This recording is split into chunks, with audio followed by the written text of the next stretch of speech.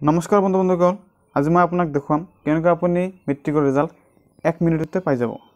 तो प्रथमते आपुनि आपनार मोबाइলৰ Chrome ब्राउजारটো open करिब। यार पिছত आपुनि सार्च बारत सार्च দিব SSLC रिजाल्ट 2020 आसाम लिखि सार्च দিব। सार्च दियार पिছত आपुनि स्क्रल डाउन কৰি তলফালে আহিব।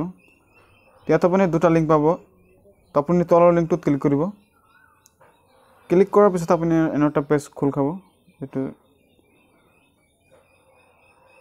तो आपुनि तलत जाय आपुनार बोर्डर नम्बरটো आपुनि सिलेक्ट करिब। तो मोर यात आछे B20 रोलत जाय आपुनार बोर्डर जेटो रोल नम्बर आछे सॉरी रोल आछे हेइटु बहाय दिब। तो मोर यात आछे 420 दियार पिছত आपुनार रोल नम्बर जेटो आछे नम्बर जेटो बुली कय हेटा आपुनि यात दिब।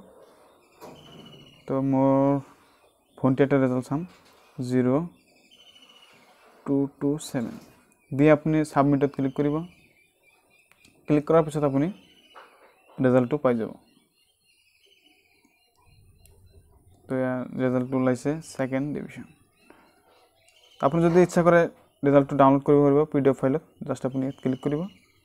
क्लिक करार आपुनार इमेल बा मोबाइल नम्बरটো दि पीडीएफ फाइलটো डाउनलोड करिब। Thank you for watching.